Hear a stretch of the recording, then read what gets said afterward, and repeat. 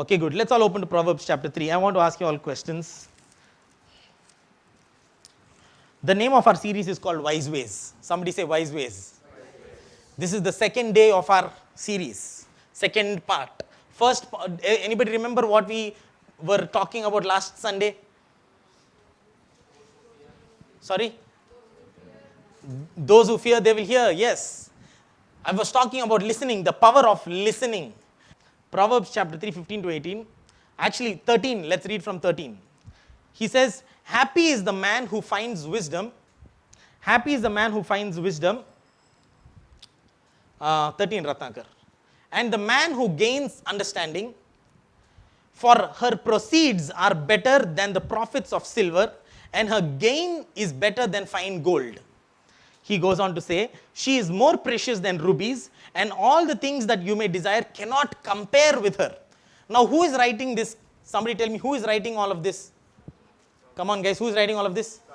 Solomon is writing. So, let's read from the beginning. He's saying, from 13, he's saying, happy is a man who finds wisdom and the man who gains understanding. Next, he says, for her proceeds are better than her proceeds are better than the profits of.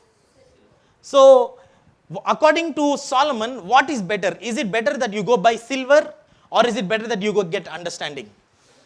Is it better that you go buy gold, or is it better that you go get wisdom? Good. So you are understanding, right? I'm telling you, there is value in wisdom. Somebody say value in wisdom. There is great value in wisdom. Then he goes on to say, verse 15, she is more precious than rubies, and all the things that you may desire cannot compare with her. Solomon is setting a very, very high value over wisdom, and he's saying, see, there is nothing that you can desire that is better than wisdom. So, what do you desire? Now I know that in a few days, there is going to be a greatest sale of our 2025 year. It's called Big Billion Sale. Anybody knows? I know Agio worker, employees here, you want discounts, you please ask her. One of the biggest sales in India is going to happen. So, I desire, let's say, I'm desiring some things. What Solomon is saying is, no, nothing you desire is as valuable as wisdom. Nothing that you can ever desire. You desire money, it is not valuable than wisdom. You desire gold, it's not valuable than wisdom. You desire a house, it's not valuable than wisdom. You desire, what else? You desire a wife, not valuable than wisdom. You desire a business, not valuable than wisdom. She is a tree of life to those who take hold of her, and happy are all those who retain her. Now, until now you are understanding that wisdom is so important, right? Boys, girls, everybody look at me. Until now you understand that what is important, wisdom is very important. That's what Solomon is talking about. Let's go to chapter 7. Let's go to Proverbs chapter 7. Actually, Proverbs chapter 4, verse 5 to 7. Proverbs chapter 4, verse 5 to 7. Here he's saying, get wisdom. He's saying, get understanding. Do not forget, don't turn away from the words of my mouth. He's saying, get wisdom. So he's saying, Srimant, get wisdom. He's saying, Ratnakar, get understanding. Do not forget or turn away from the words of my mouth. He's telling Abhimanyu, do not turn away from what I'm talking to you. Next verse. He says, do not forsake her, and she will preserve you. Love her, and she will keep you. This is not your girlfriend. Don't say, Anna, I will marry her, she will cook for me, she will preserve me. No, this is wisdom he's talking about. He's talking about wisdom. It will preserve you. Next verse. Wisdom is the principal thing. Therefore, get wisdom. And in all your getting, get understanding. You know what we try to get? What do we try to get? We try to get wealthy. We try to get fit. I know Hemant here going to gym all the time. He comes here, shows all the girls his muscles. What else do we try to get? We get wealthy. So the moment now iPhone 17 is come, you know what some people here in this room are going to do? They're going to go to Bajaj Finance. They're going to say, please, no cost EMI. They'll buy that phone for 1.5 lakh. That's probably 30% or 20% your CTC. They try to get rich. They try to get wealthy. But Solomon is saying, no, in all of your getting, get wisdom. Now, good. Now, I want to ask you a few questions. What is the big deal? Why should we get wisdom? And why is Solomon talking this much about wisdom? What is Solomon famous for? Anybody knows? Solomon is famous for his knowledge. He is famous for what else? Come on. He is famous for his wisdom. Now, the big question. Now, what happened to Solomon? What happened, Ratnagar? Now that he got wisdom, what happened to him? He became famous. Somebody said famous. Great. What else he became? He got rich. Who said that? Excellent. He got rich. What happened with the wisdom of Solomon? People came to listen to him. He became a teacher. Next. Apparently, he is more stylish than anybody else. You know that? That's why the Bible says, look at the creation, look at the birds in the sky, look at the lilies of the valley. The lilies of the valley are more glorious than Solomon in all of his glory. Solomon was dressed like no other man. He was super handsome. He used his wisdom and he became a good looking guy. He used his wisdom, became famous. He used his wisdom, became rich. So now today what people think, you know what people think? They think that now, okay, I can get wisdom, I can become like Solomon. I can become the richest man on earth. I get wisdom, I can become wealthy, or I don't know what, become famous. I can be a teacher, people will come to listen to me. But something happened here.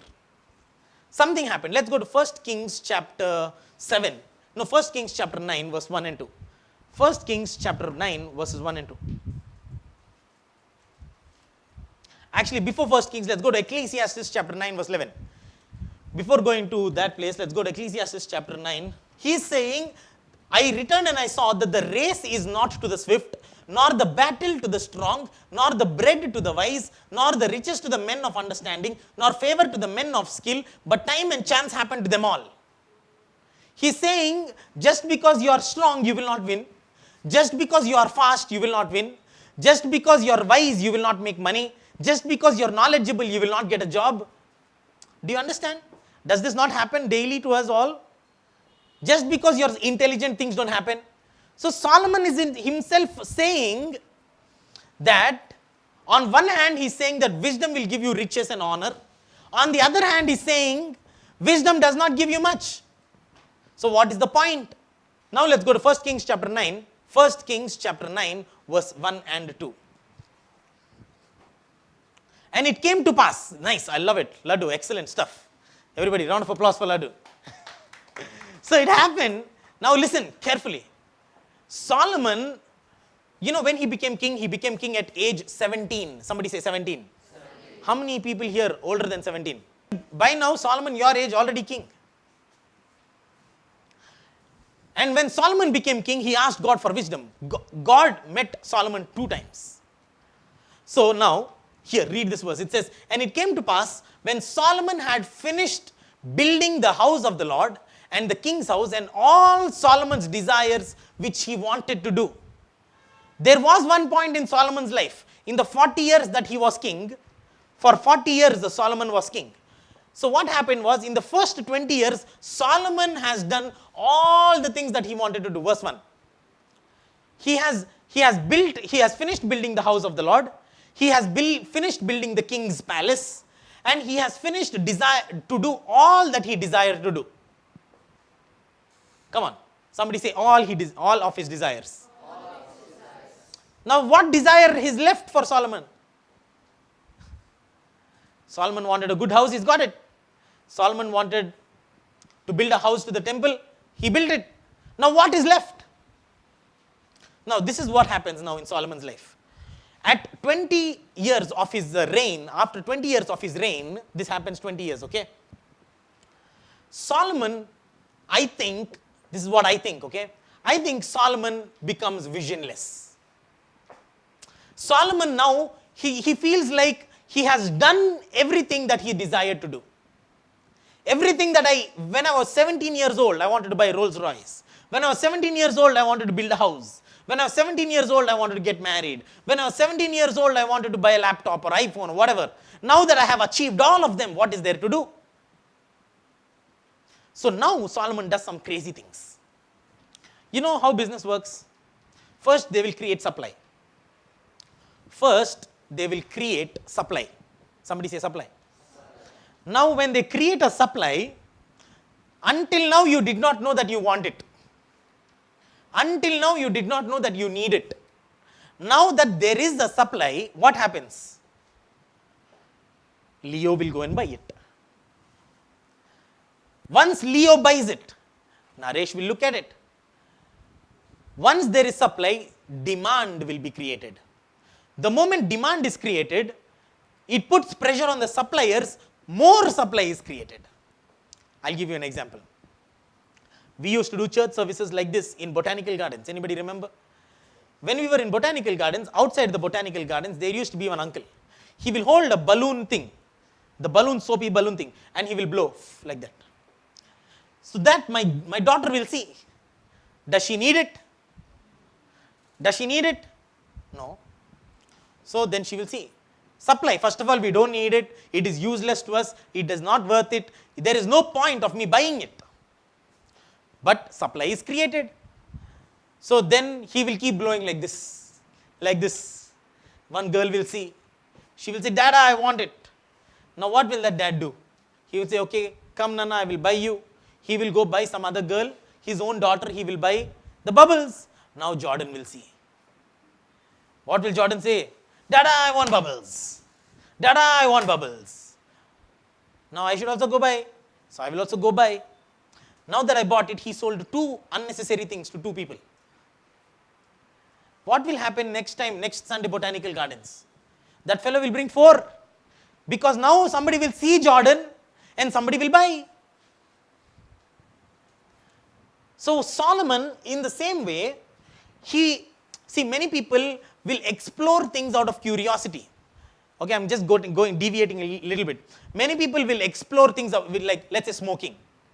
People will explore smoking out of curiosity. Kya ho raha hai? Kaisa hai? Anybody smoked here?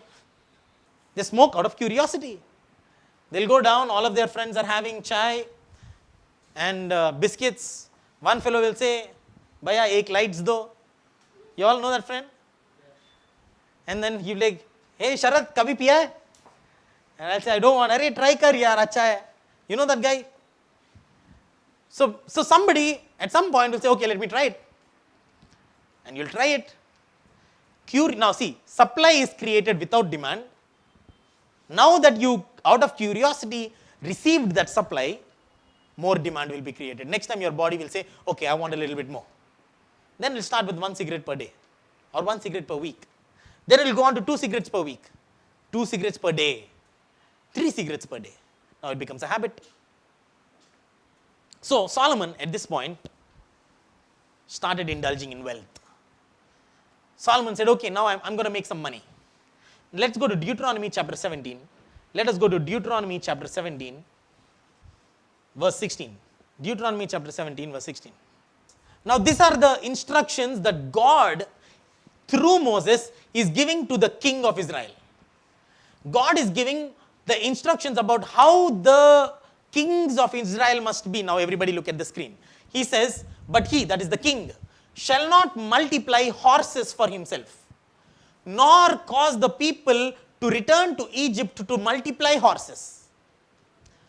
For the Lord has said to you, you shall not return that way ever again. Next verse. Neither shall he multiply wives for himself, lest his heart turn away, nor shall he greatly multiply silver and gold for himself. Now you see, God is telling to the king of Israel, don't multiply your horses, don't go to Egypt to get horses, don't multiply silver, don't get wives. Listen to me carefully. Don't multiply horses, don't go to Egypt to get horses, don't multiply wives, and don't gather silver. Now let us go to 1 Kings chapter 10 verse 26. 1 Kings chapter 10 verse 26. And Solomon gathered chariots and horsemen. My question to you is, Solomon, the wisest man on earth, did he not know Deuteronomy chapter 17 verse 16 and 17? Come on. Look at me, guys. Solomon, the wisest man on earth, did he not know Deuteronomy chapter 17, verse 16 and 17? Absolutely he knows. He knows. Moses has written them. This guy is reading them. He knows that the king should not have wives from Egypt. The king should not have horses from Egypt.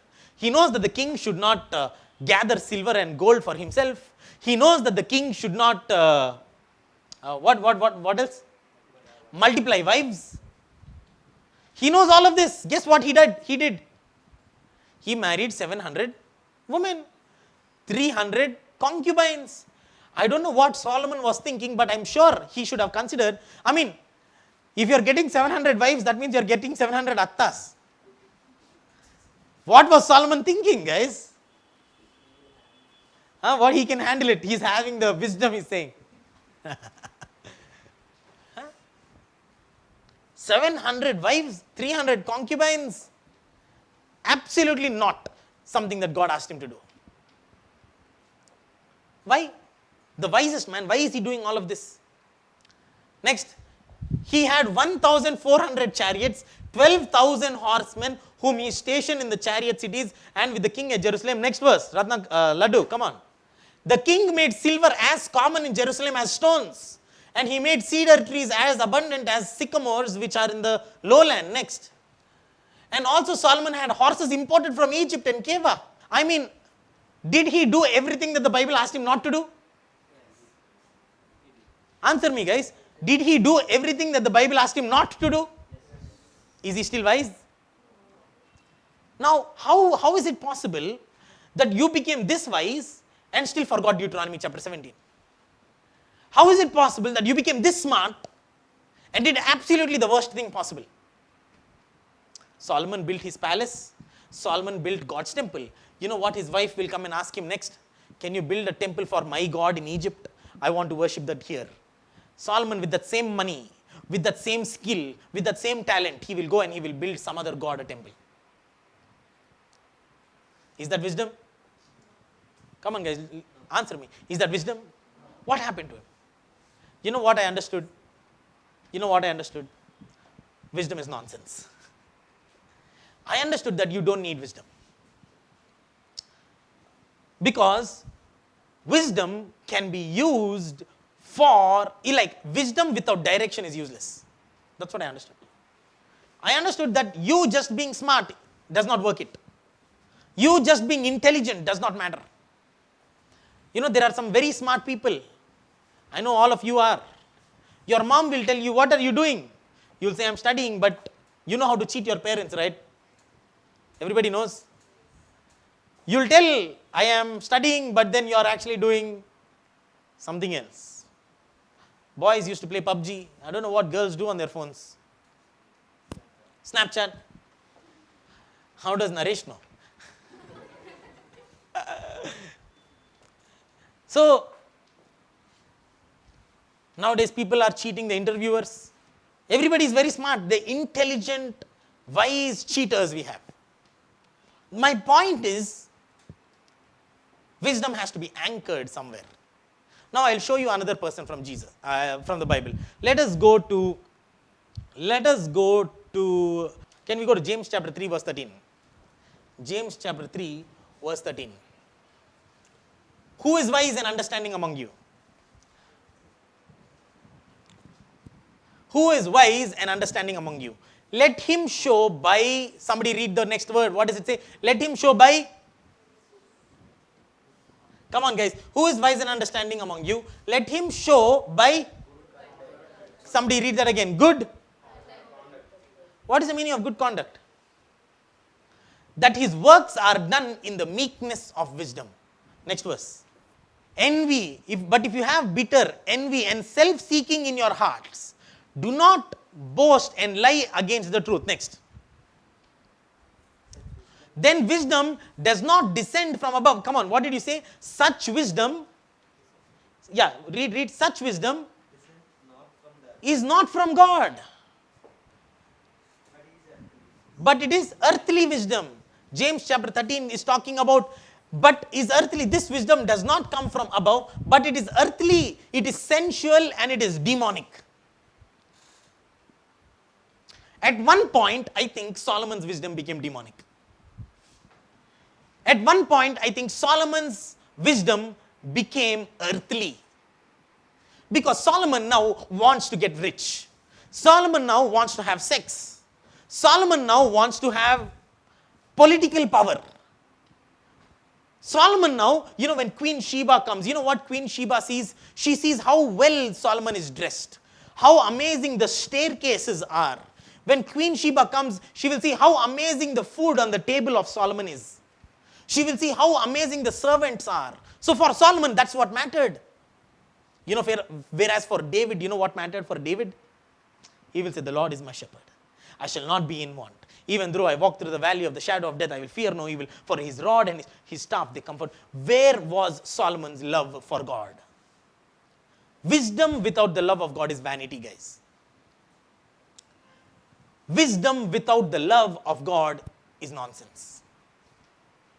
Wisdom with the love of yourself will become manipulation. If you love yourself and you have wisdom, you will know how to manipulate people. If you have wisdom and you love yourself, and you have envy, and you have bitterness, and you have a desire, then you will learn to manipulate people. Now let us go to Luke chapter 22 verse 42. Luke chapter 22 verse 42. So what is it that Solomon missed? What is the element that Solomon missed? Luke chapter 22 verse 42. Somebody please read this for me.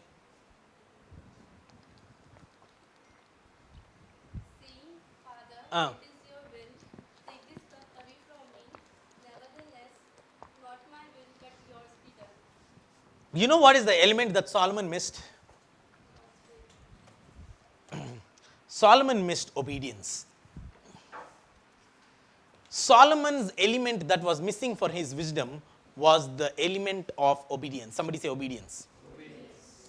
Solomon obeyed himself, whereas Jesus obeyed God.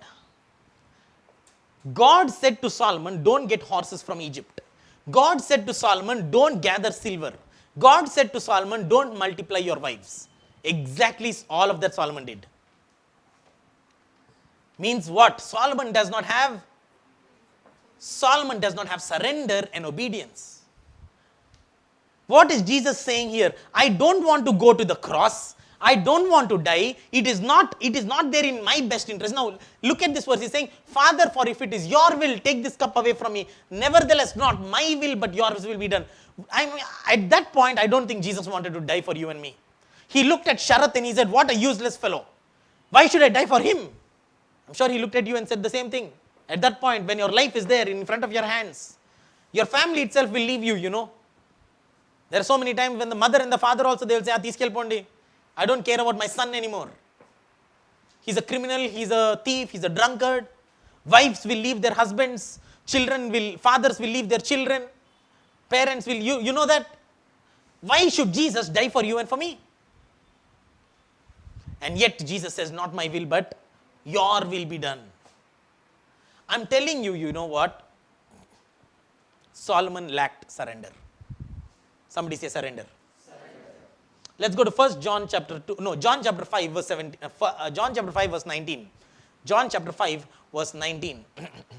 Then Jesus answered and said to them, most assuredly I say to you, the Son can do nothing of himself, whereas Solomon was doing everything by himself. You understand what I'm trying to say? For the Father loves the Son and shows him all the things that he himself does, and he will show him greater works than these that you may marvel. Go back, verse 19. 19. And Jesus answered, I cannot do anything by himself. For what he sees the Father do, for whatever he does, the Son also does. Solomon is not like that. Let's go to 1 John chapter 2 verse 3 and 5. 3 to 5. 1 John chapter 2 verse 3 to 5. Now by this we know that we know him, if we keep his commandments. I want to ask you, did Solomon keep God's commandments? Did Solomon know God? Unfortunately, he forgot God. He has lost that relationship. That relationship is no longer existent. Okay, next verse 4. He who says, I know him and does not keep his commandments is a liar. The truth is not in him. Next verse. But whoever keeps his word, truly the love of God is perfected in him. By this we know that we are in him. Go to 1 John chapter 5, verse 2 to 3. For this is the love of God, that we keep his commandments, and his commandments are not burdensome. I want to tell you guys, the commandments of God are not burdensome. People think, Amma, 9 o'clock I have to go to church. For them that is burdensome. But watching reels till 2 o'clock, 3 o'clock in the morning, that is not burdensome. They'll tell, Anna, I'm busy. Anna, I'm tired. Suddenly I'll see Laddu put up one snap, 2 o'clock in the morning. It is not burdensome. Somebody turn to your neighbor and say, the commandments of God are not burdensome. So now here's what I'm trying to say. Solomon had wisdom, but his wisdom was directed towards himself. Solomon had knowledge, but his knowledge was in his own self-interest. His knowledge was working for his own self-interest. Solomon had wisdom, but he was selfish towards himself. Whereas if you love God, you will keep his commandments.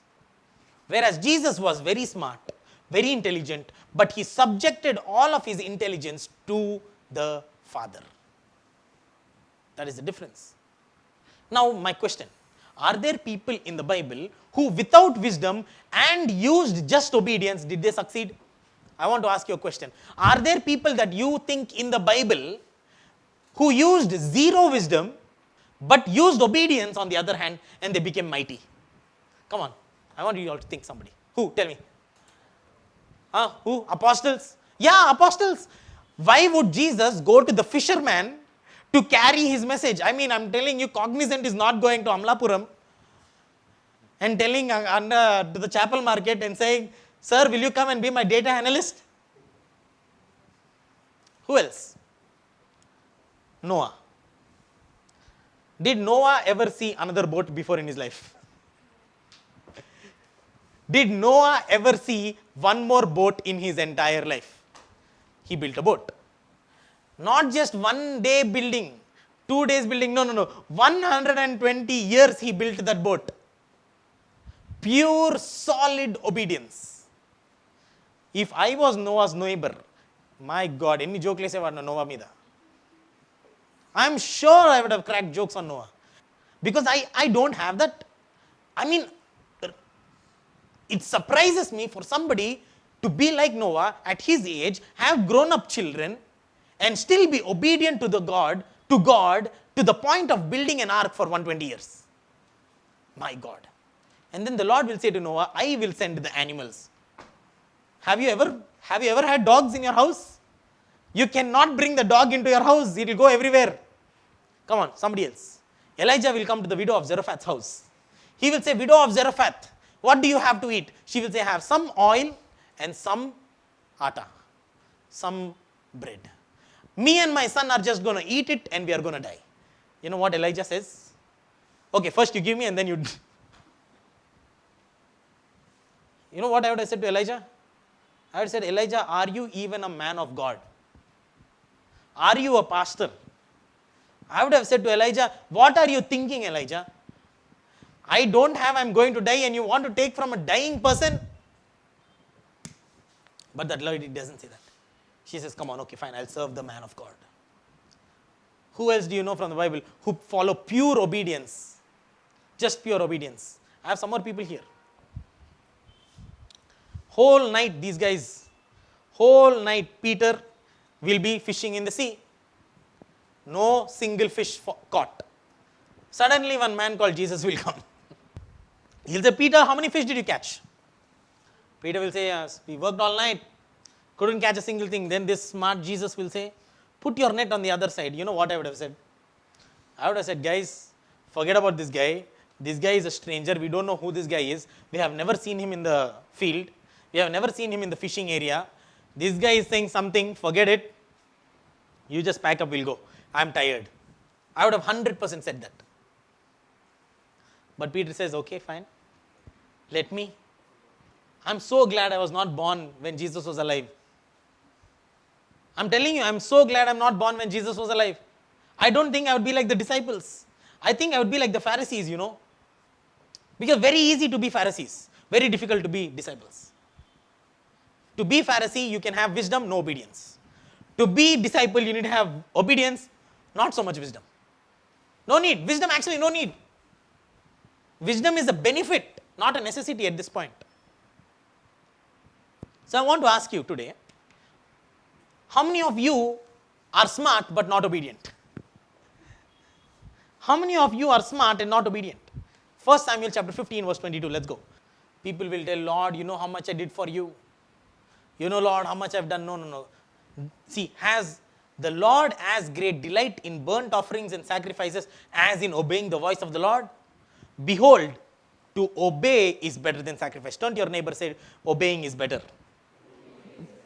Turn again to the other neighbor, say, obeying is better.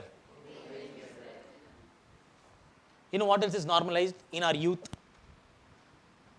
Everybody knows you should not date a person who is not of the same faith. Everybody knows. But this fellow will have all other faith girlfriends. And I'll ask him, bro, Naresh, ఏం చేస్తున్నావు? Naresh will say, లేదన్న వాక్యం చెప్తున్నా. Where is the obedience there? Where is the surrender? Then they'll come to Sharatanna and then they'll say, Sharatanna, I want to marry this girl. This girl is not a believer. Then I'll say, hey, you know what? You might have to wait some time, think about it because it's clearly not biblical. At least wait until she's maybe having the faith or something like that. India is the most, we have a doctor here. India is the diabetic capital of the world at this point. People are so overweight in India. There is no surrender to their health. You know why God said fast and pray?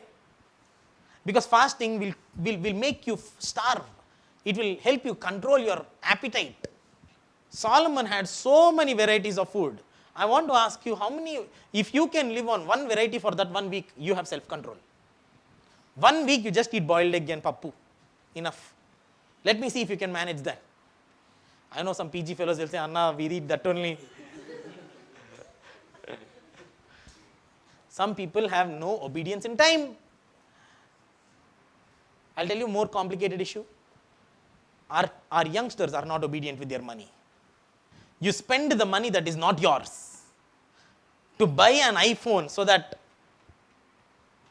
not just that, people buy all kinds of things. People buy cinema tickets on credit card. But I'm telling you, our generation is not obedient with their money. What else? Come on. They are not obedient in marriage. They are not obedient in money. They are not obedient in time. They are not obedient to pastors. They don't come to church on time. They don't come to church, some people. Whole week they'll do all kinds of nonsense. Has the Lord more delight in your obedience or in your sacrifices? Somebody say obedience. See, the difference between Solomon and Jesus was, Solomon had so much wisdom but lacked obedience. Jesus had wisdom and obedience. Man, I'm telling you, the kingdom of Jesus, he lived only 3 years, Jesus. He did ministry only 3 years. 3 years he changed the world. All of you are sitting here because of the man called Jesus. All of you, every single person here is sitting here because of the man called Jesus. 3 years. Our CM also lives, CM's position at least is 5 years. US president is 4 years. Jesus 3 years. This guy might, I'm telling you, Jesus was so surrendered, he knows he can accomplish and change the world in 3.5 years. Did he not? Why are you sitting here? You are sitting here because of Jesus. What did Solomon change? Tell me, what did Solomon do that you are benefiting from Solomon? I'm telling you guys, at this point, wisdom is useless without surrender. Wisdom is useless without obedience.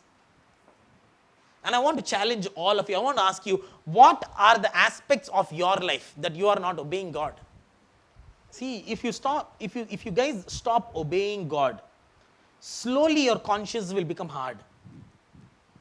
Like Solomon didn't marry 700 people in one day.